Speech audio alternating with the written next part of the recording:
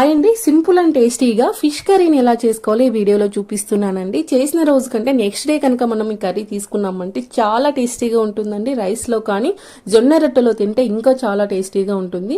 ఈ కర్రీని ఒకసారి మీరు కూడా ట్రై చేసి ఎలా వచ్చిందో కామెంట్ చేయండి. దీనికోసం నేను 2 స్పూన్ల ధనియాలని, 1 స్పూన్ ఆవాలు, 1 స్పూన్ జీలకర్ర, 1 స్పూన్ మెంతులు తీసుకొని బాగా డ్రై రోస్ట్ చేసుకోవాలండి. సో ఇలా బాగా డ్రై రోస్ట్ చేసుకొని మాడిపోకుండా లో ఫ్లేమ్లో పెట్టుకొని డ్రై రోస్ట్ చేసుకోండి.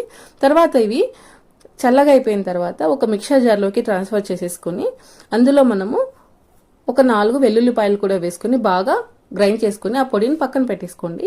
తర్వాత ఫిష్ కర్రీ కోసం నేను ఒక 3/4 కిలో ఫిష్ని తీసుకుని బాగా చిన్న ముక్కలుగా కట్ చేయించుకొని అందులో ఉప్పు, కారం, పసుపు, కొంచెం నిమ్మరసం వేసి బాగా కలిపి మ్యారినేట్ చేసుకుని ఒక హాఫ్ అన్ అవర్ పక్కన పెట్టేసుకుంటున్నానండి.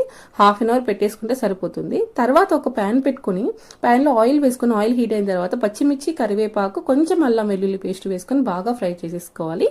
తర్వాత ఇందులోకి మనము కట్ చేసుకొని ప్యూరీ చేసుకున్నటువంటి ఆనియన్ పేస్ట్, తర్వాత 2 టమాటాల ప్యూరీ కూడా వేసుకుని బాగా మిక్స్ చేసుకొని బాగా ఫ్రై చేసేసుకోవాలండి. తర్వాత ఇందులోకి సాల్ట్, పసుపు, 2 స్పూన్ల కారం వేసుకొని గ్రైండ్ చేసుకున్న మసాలాను కూడా వేసుకొని బాగా ఫ్రై చేసేసుకోవాలండి. తర్వాత ఇందులోకి ఒక పెద్ద నిమ్మకాయ సైజ్ అంటే చింతపండు గుజ్జును కూడా వేసుకొని బాగా ఉడికించుకోవాలండి. బాగా గ్రేవీ బాగా ఉడికిపోయిన తర్వాత ఇందులోకి మనము చేప ముక్కలను కూడా మనము వేసేసుకోవాలండి. ఇలా 1 by 1 వేసేసుకొని లో ఫ్లేమ్లో పెట్టుకొని బాగా ఉడికించుకోవాలండి.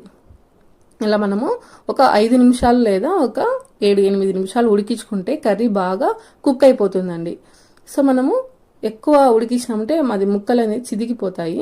సో లాస్ట్లో ఇలా కొత్తిమీరతో గార్నిష్ చేసుకుంటే మనకి ఎంతో టేస్టీగా ఉండే ఫిష్ కర్రీ